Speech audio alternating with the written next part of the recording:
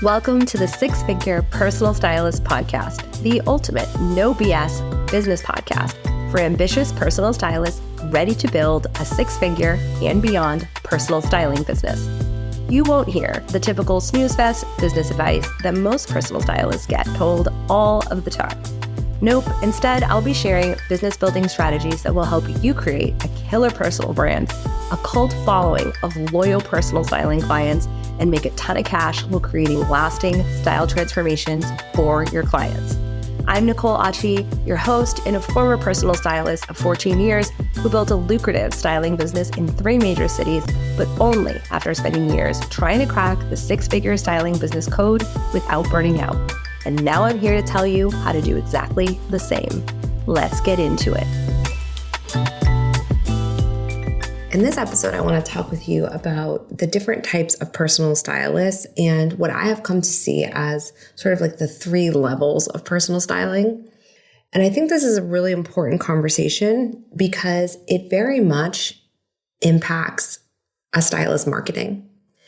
Because what I see online is that there are a lot of stylists that consider themselves image consultants, which we'll talk about, versus personal stylists, which we'll talk about, versus retail stylists, meaning they work for a store like Neiman Marcus or Saks or Nordstrom or something like that. They work within one retailer. And then there is often this confusion within the industry of like the people outside of it. It is often felt by stylists are getting stylists and influencers mixed up because there's this idea that they're always providing links to shopping and we're providing links to shopping sometimes. So people confuse us. And often some stylists believe that that is why they are price shopped. But the story is a little bit deeper than that. And so I want to spend some time today breaking down these concepts so that we all have a working definition of what the different types of stylists there are, so that when you are making your marketing claims, you are making the appropriate marketing claim for the type of service that you have. Now, some of the things, the categories I want to talk about today are they're not things that I've ever heard anyone talk about. So I had to give these things names. So we're going to talk about retail stylists. We're going to talk about what I call transactional stylists. And then we're going to talk about transformational personal styling, which I believe is sort of like a newer way of looking at style and requires a fair amount of parsing out in order to help people understand the differences between each of these levels and why the transactional and the transformational level often become confused, not just among stylists, but most importantly, among the people that hire stylists, right? So I think that we tend to not, when we're in the field and we're doing the work and our head is down and we're building businesses, we're not really thinking often about the way that we talk about our services. So the common types of ways that all types of stylists, whether they work in retail, whether they work in their image consultants, or they consider themselves personal stylists, or they do color analysis or body shape analysis, whatever it is,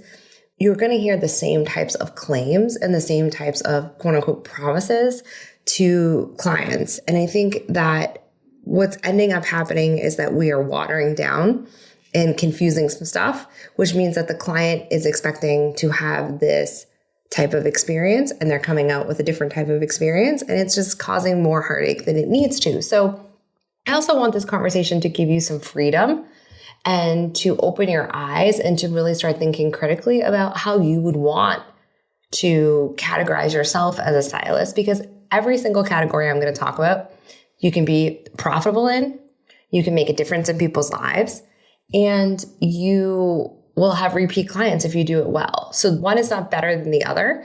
They are just different ways of having the conversation and different levels of depth that is available in the interaction between the stylist and the client because of the context around them. So let me get into it a little bit more.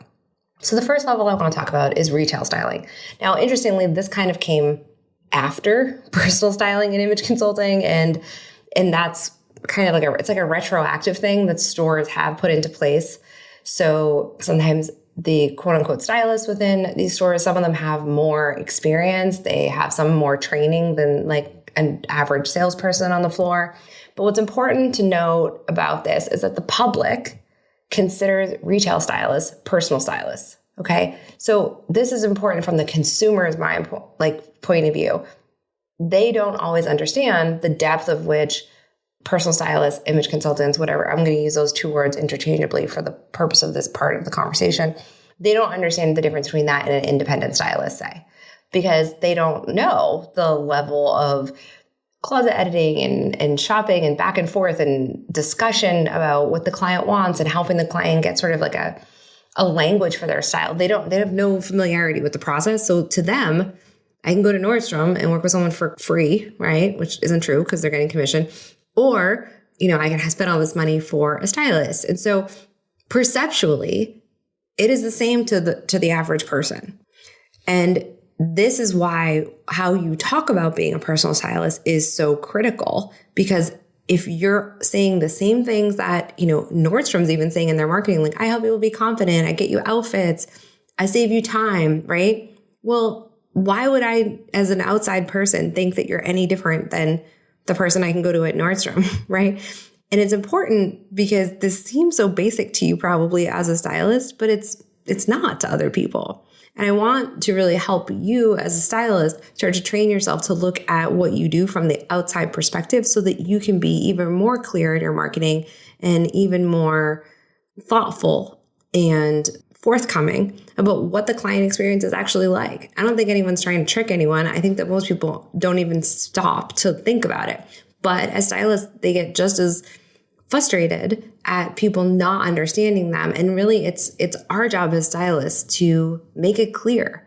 And so that doesn't mean we put anybody down, but we do have to talk about our services in ways that lend outside people to get the differences. So one of the things about retail styling is even if you are a relatively well-trained stylist, because many personal stylists, image consultants, independent stylists came from the retail world. I, remember all of my jobs in high school were in retail. And that's the case for many stylists that go into having their own personal styling business.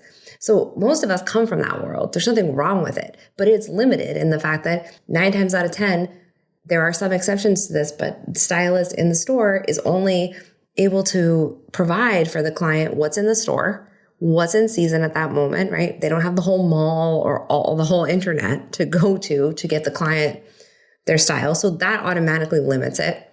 The fact that if you're in a store that has, like one line of clothing and it is sort of like, I don't know, think of like an Ann Taylor or something like that if you go into that store, you're seeing a specific type of style, not like Nordstrom or Neiman or something where you have a lot of different brands. In those cases, that's not really styling in the same way that, an independent stylist would do it, not because that stylist isn't talented, not because they couldn't put together killer looks, but because the style is already defined by the store. So it's not like there's any level of looking into the person's identity and then translating it into a style based on a multitude of options, right? You're just going with what's on the floor, which usually dictates the style in, a lot of retailers. So that is why I consider that to be like the most limited. There are plenty of stylists who have been in retail for a long time and are really good at their job and are more, in some cases, more able to communicate well with a client because of all of their sales experience and their experience with the public. So I don't think that this means that there's anything, it doesn't mean that this person, the stylist, isn't having a deep impact on the people that they are working with. It just means that they are limited in their scope of work by the context of the store or the retailer they work for. So that's that. And again, important for us all to remember that so many stylists have come from that world, right? And then the next level is what I call transactional. And here's the truth. The majority of the field is here right now. And I was here for the majority of my career. And what's problematic about not knowing the difference between transactional personal styling and what I'm going to talk about is transformational personal styling is that almost every stylist that is marketing themselves as somebody that's going to lead the client through a process that's going to get them a transformation.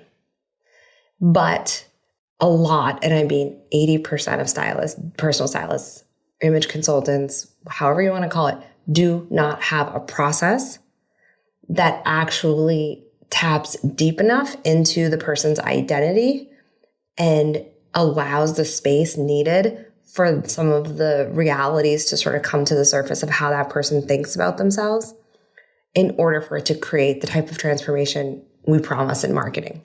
So this idea of like, you're going to be so confident, you're going to know what to wear every day, your inside and your outside will match. Let me be honest with you.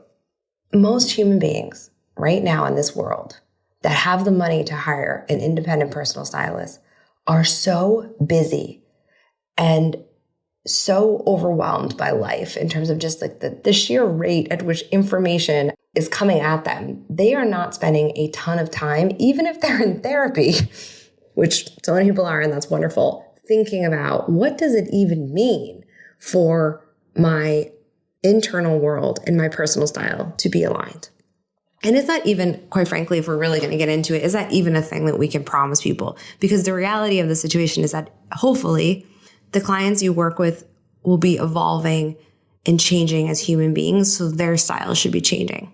So when we talk about things like having an investment in your wardrobe and, not needing to shop all the time, in some ways that's actually misleading, because if a person is growing and you're truly creating a personal style that's a reflection of that growth, because you're saying your inside and your outside are actually aligning, you should never be promising clients that their wardrobe will last them for 5 or 10 years. Like, it shouldn't be. And that's not even about the quality of the clothes, which is a whole other podcast topic. It's really just about the reality of the way we talk about these things, which is if it is the case that we want our clients to have this inner and outer congruence in how they dress and how they identify, then there should be change in that over time. And so when I look at what I call transactional personal styling, it has a few hallmarks, and you can be a personal stylist. You can identify as an image consultant and have some kind of training. You could not have any kind of formal training. You could have gone to school for it. All of it is irrelevant. I know that a lot of image consultants, and I was doing some research on the differences. There's just in terms of how these things are like defined in the industry. The idea is that image consulting deals with the whole person's like appearance in terms of their body language, sometimes the way that they speak, though sometimes there are image consultants that do voice coaching, their hair, their makeup, their clothes. Like, it's all about how they're presenting all aspects of themselves. And there is a fair amount of training that goes into image consulting. They also usually have done color analysis, body shape analysis, those types of things. They have some sort of experience and some sort of training around that. And often what is fascinating when I was looking up these details, it was really talked about how image consulting is typically thought of as, according to all the sources online that I saw, for people that are public facing and or kind of going into the professional arena. Like, they're going to stylists for their professional image. So you're going to see that looking a little bit like kind of image coaching for executive presence is another way of saying it. So that is image consulting. And then there's personal styling, which is defined as a personal stylist is defined in these sort of circles online when we're doing the difference between the two as a stylist that primarily focuses on assisting clients and selecting clothing and accessories that suit their body type and lifestyle, and is very related to the trend-driven fashion cycles. So obviously that's not true for everybody. And these words are not used in the industry necessarily like that. Like, I know people that have image consulting training call themselves a personal stylist. And I know people that don't even work with people in, an executive presence type way that say that they're an image consultant. So I just want to make sure that our terms are defined just for the sake of it, but know that I understand people are using them interchangeably, even within the field. So what I think of what I'm talking about here is transactional personal styling. It doesn't matter how you identify. What I think of as transactional is that it is often a service that is either led by the client. Like, I think of personal shoppers as being incredibly efficient with time, but often is led by the client's list of wants and needs, which obviously the client always has last say in this, no matter what the styling container, but it's like this, like they go to the stylist or they go to the shopper and they say, hey, I need black pants. I need this and that. It's not coming from a bigger discussion of style discovery or style exploration. That is an example of something that is definitely transactional. It is efficient. It is based on a need of basically like just getting the clothes in the closet. There isn't a whole lot of internal reflection, and there's nothing wrong with that. There's people that don't want that internal reflection, and that's really important for me to point out here. In my career for 14 years, I saw tons of people who had zero interest in the introspective part of my process, and quite frankly, we were a bad fit. But for somebody else, I think, honestly, a personal shopper probably would have been a better deal for them. And that's why I'm saying it's really important to think about what we want to be and how we're acting and what our service is giving the client. Because there is also going to be people that don't want to have these conversations that lead to greater depth of their identity. And there are people that expect, on the other end of the spectrum, that every time you're working with a personal stylist, you're getting deep into their identity. And they're just different expectations of the process, whether that be because of like their education on what stylists do, or because of the people that they follow, or whatever. Or they just don't want to look at their style that way. They want to look good, but they don't need it to be an expression of their soul, for lack of a better term. All fine. But that's still somewhat transactional in that it is based on often, like I said, either client driven. There may not be a lot of style discovery, meaning that there may not be a lot of looking into why the person likes what they like, or why they're attracted to certain types of styles, or why certain styles don't feel right on them, even if they like the way they look on other people, right? The analysis part is kind of skipped over, which I think is true of way more stylists than is even realized. There are stylists that just feel incredibly anxious having conversations that are not directly related to the clothes or like to the things in front of them when they're with the client. If it's not about the outfit in front of them, if it's not about the clothes that they just bought, if it's not about in the dressing room, they're not having a deeper, bigger conversation unless it's being stumbled upon. It's not part of the process. Again, nothing wrong. It's more of a transaction. Even people that are trained in, say, color analysis, that is a limited in scope type of experience. Is it useful? Is it powerful? Does it make a difference in people's lives? Sure, absolutely. And it's not the whole picture. You cannot say, here are 30 colors that look great on you, and then not have a conversation about what colors resonate with the person and why, and what those colors give off to other people and to themselves when they walk through the world. If you're not connecting those two things, it's a transaction. And again, it's useful. It has its place. Lots of people love color analysis because it makes getting dressed easier for them. I would argue that if you're in a transformational styling service, it's not always easier. It's often harder before it gets easier. So again, if you do not have the level of one-on-one work with a client that includes style discovery, meaning the client is coming to you with things that they are interested in terms of like a Pinterest board or whatever. They're looking at things and being like, this is what I'm drawn to. And then you're looking at it as a stylist and pulling out the themes and having a conversation about why those themes may or may not serve them. It's a transaction. You're getting the clothes in their closet. You're getting them the outfits. You're getting them the list of colors that look good on them. You're getting them the body shape analysis report, right? It's often very rule-based when it's transactional. It's following a process. Transformational styling has a process as well, but it's often more of a back and forth between the stylist and the client. Whereas image consulting and things like color analysis, body shape analysis, the person can or cannot accept those things into their style. But the kind of idea, if there isn't a larger space for the conversation of what will that person be integrating in? And maybe the colors or the body shape analysis is only a starting point, right?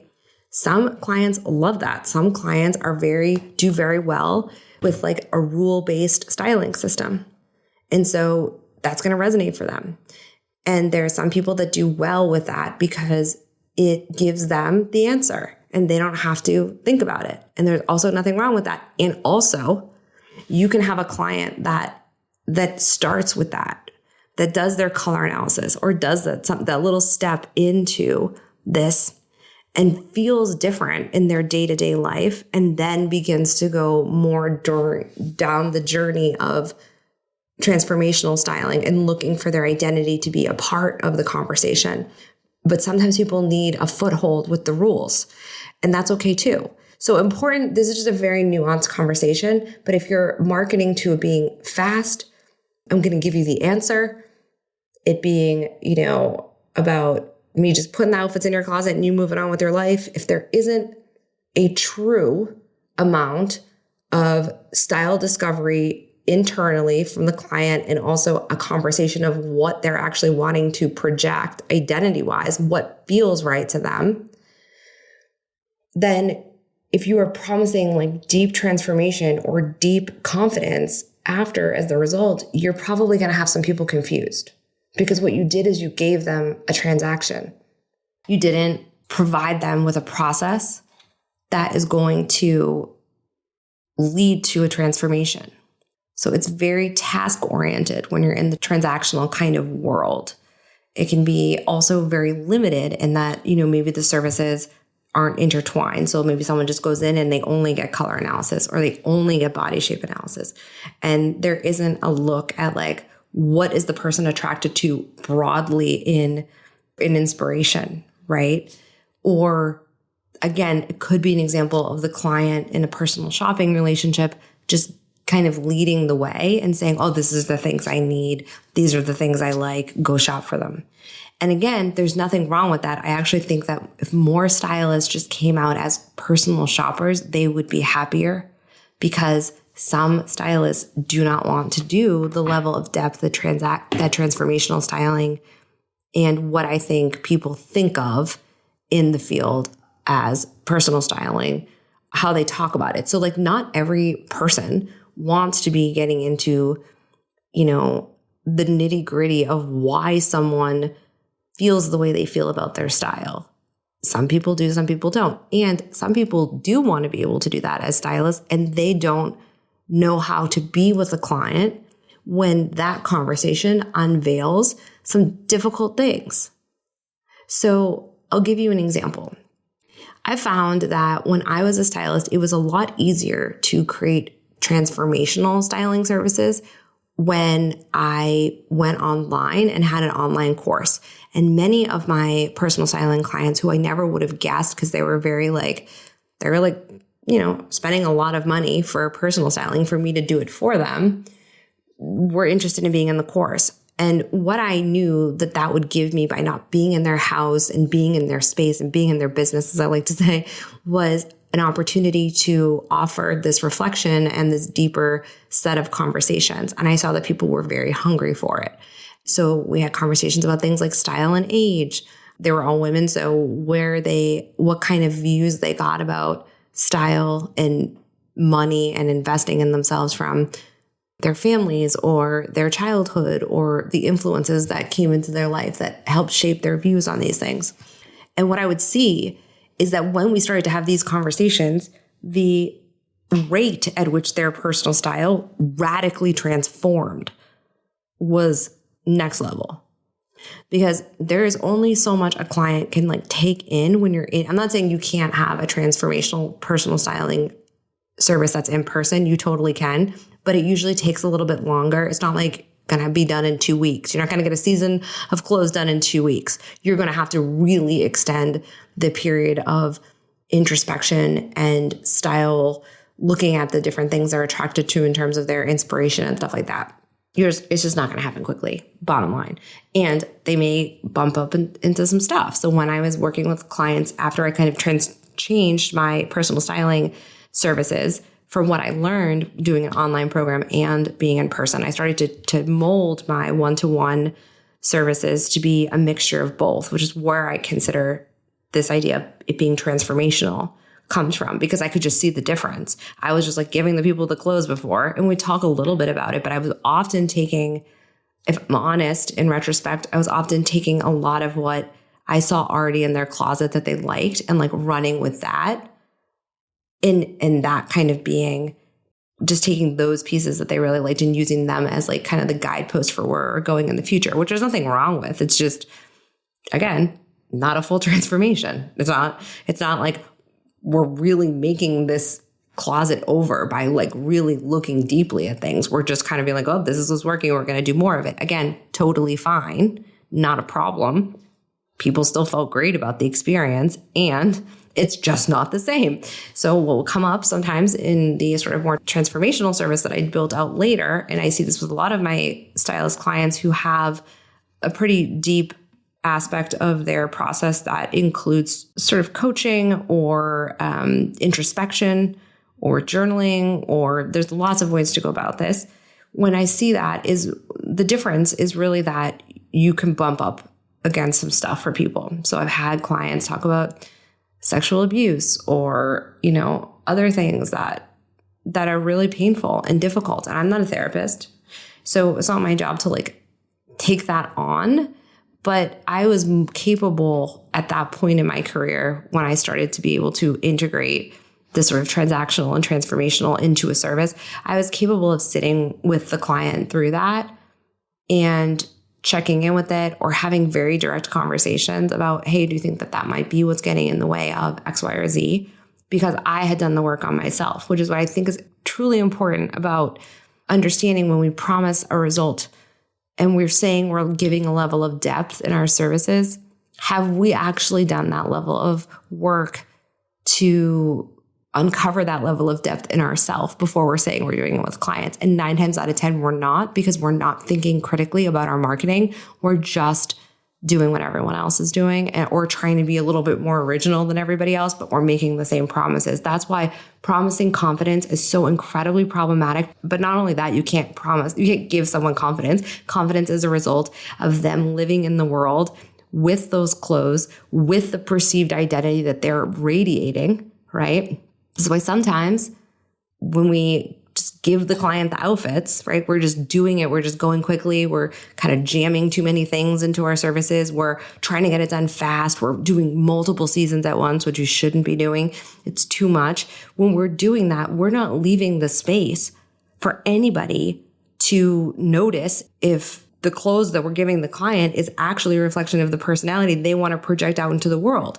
And when we're not asking that, then we're shocked when people are saying, well, I don't really feel confident. Well, number one, that ain't how it works. You don't give people clothes and they feel confident. Confidence is a result of living in the clothes in the world and feeling like the identity that those clothes are projecting and the identity that they would like to project are aligned.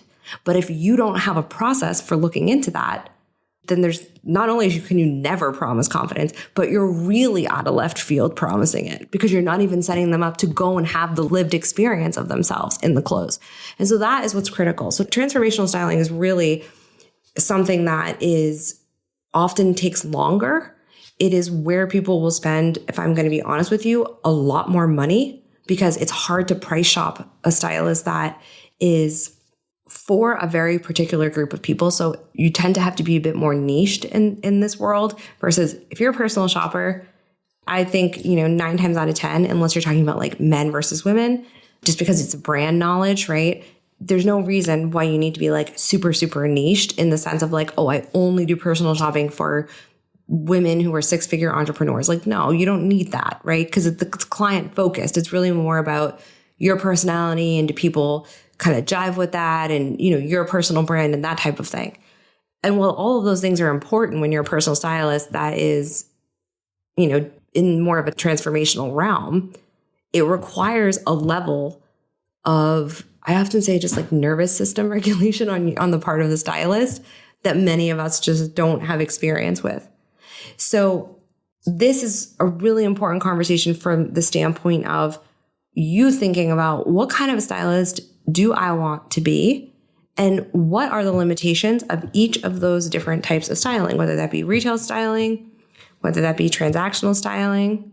And within that, you can be a personal stylist, a image consultant, doesn't matter how you identify, but it is maybe doesn't have the level of depth that in your process that you and I both know it would need to make some of the claims that are just kind of like second nature in styling, unless it's like, it'll be fast, it'll be efficient, and you'll like it. Okay, fine.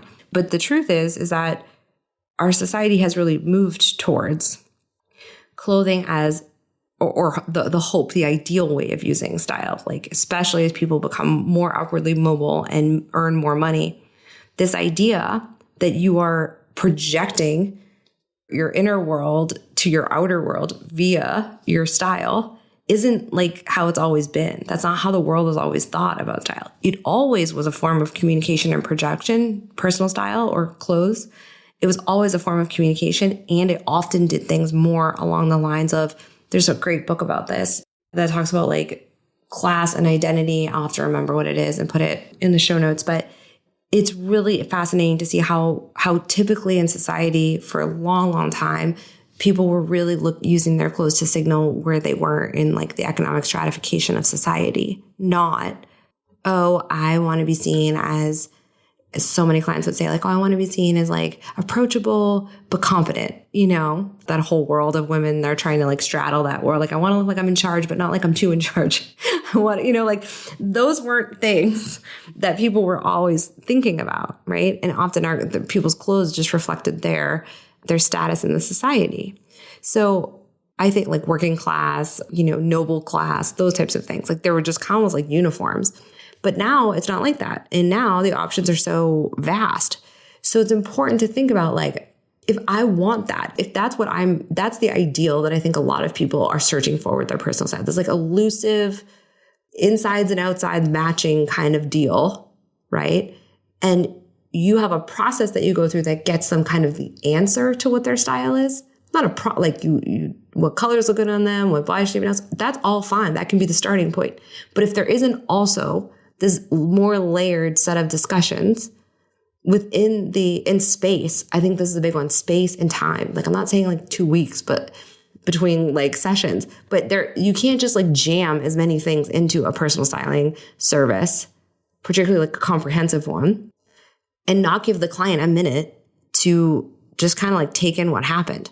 Not give the client a minute to wear some of those clothes and then integrate what they're experiencing with, the final outcome of the wardrobe, whether that be you like do more shopping or you have sort of like you save the closet edit to the end when they're fully bought into the process and then you get rid of the clothes in terms of just like getting rid of them. You can always do a closet review at the start.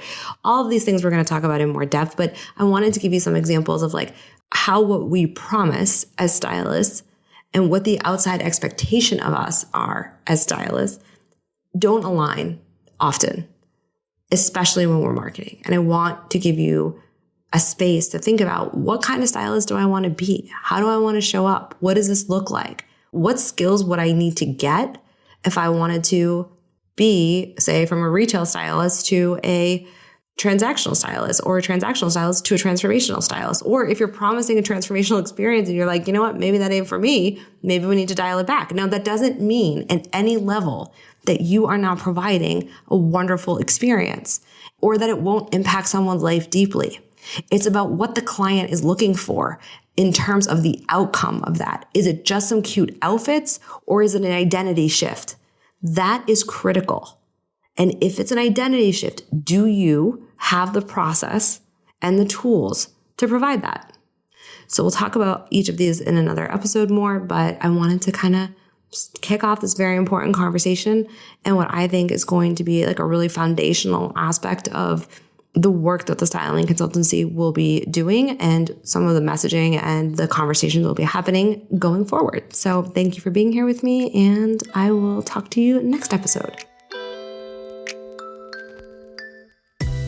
Thank you so much for hanging out with me. It turns out that social proof is actually pretty important. So if you could help me out, I'd so appreciate it. If you just had a quick free moment and could leave me a rating or review on the podcast app, that would be killer. And even better, if you wanted to share this episode on Instagram and tag me, that would totally make my day. And it would bring so much more awareness to the podcast and would help other stylists just like you who are looking to build lucrative styling business, because the better each of us does, the better all of us do. Thanks for hanging out with me, and I'll chat with you next time.